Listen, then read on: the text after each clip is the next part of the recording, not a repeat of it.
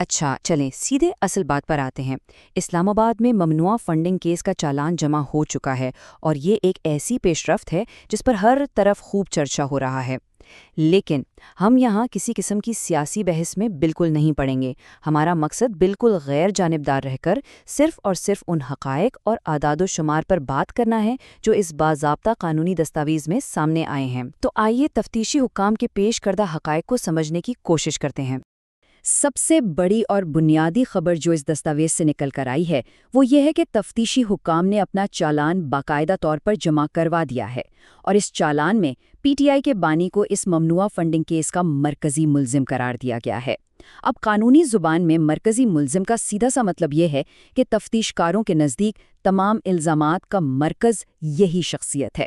ظاہر ہے یہ ایک بہت بڑا قانونی قدم ہے جس کی رپورٹنگ تمام ذرائع میں بالکل اسی طرح کی گئی ہے۔ اب آگے دیکھتے ہیں کہ اس چالان کے اندر مزید کیا چھپا ہے۔ پہلا حصہ، فنڈنگ کے الزامات۔ اس دستاویز کا ایک انتہائی اہم حصہ یہ ہندسہ ہے۔ 11 جمع کروائی گئی قانونی دستاویز کے مطابق اس کیس میں کل 11 افراد کو ملزم نامزد کیا گیا ہے، جن میں پی ٹی آئی کے بانی کا نام بھی شامل ہے۔ یہ عدد اس لیے خاصا اہم ہے کیونکہ اس سے یہ صاف ظاہر ہوتا ہے کہ حکام کے مطابق یہ معاملہ محض کسی ایک فرد تک محدود نہیں، بلکہ پوری تفتیش میں 11 افراد پر مشتمل ایک پورا نیٹ ورک دکھایا گیا ہے۔ اب اس کیس کی تفصیلات میں جو چیز سب سے زیادہ توجہ کھینچتی ہے وہ یہ عدد ہے، 1800۔ تفتیشی حکام نے چالان میں واقعی ایک بہت بڑے حجم کا دعویٰ کیا ہے۔ رپورٹ کے مطابق مختلف ممالک سے پارٹی کے اکاؤنٹس میں تقریباً 1800 بین الاقوامی ٹرانزیکشنز کی گئیں۔ ذرا اس تعداد پر غور کریں، یہ کوئی 2-4 پیسوں کے لین دین کا معاملہ نہیں ہے۔ حکام کا پورا کیس انہی 1800 مختلف بین الاقوامی ٹرانزیکشنز کے گرد گھومتا ہے۔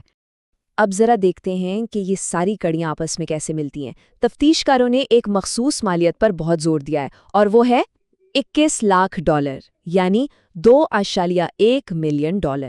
چالان میں باقاعدہ یہ دعویٰ کیا گیا ہے کہ ان 1800 ٹرانزیکشنز کے ذریعے مجموعی طور پر اتنی بڑی مالیت کی مبینہ غیر قانونی رقوم موصول ہوئیں۔ اور دھیان رہے یہ کوئی اندازہ یا تخمینہ نہیں ہے، بلکہ یہ وہ حتمی مالیت ہے جو تفتیشی حکام نے مبینہ غیر قانونی فنڈز کے طور پر اپنی چارج شیٹ میں لکھی ہے۔ رقوم کی منتقلی کا جو طریقہ کار مبینہ طور پر استعمال ہوا وہ بھی کم دلچسپ نہیں ہے۔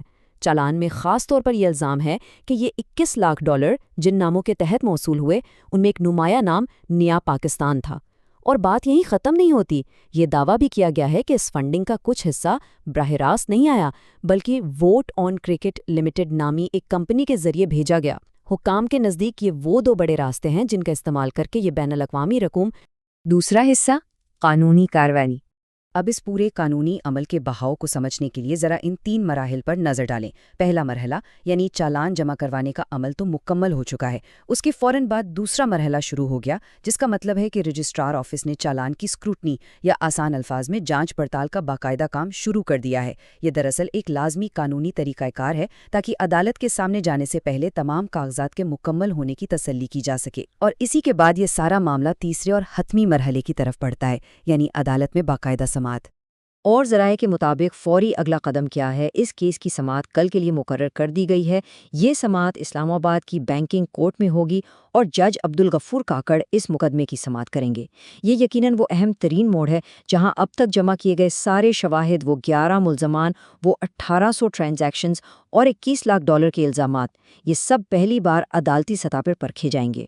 اس ساری معلومات کو ایک جگہ اکٹھا کرنے کے بعد ذہن میں ایک انتہائی اہم اور گہرا سوال ابھرتا ہے۔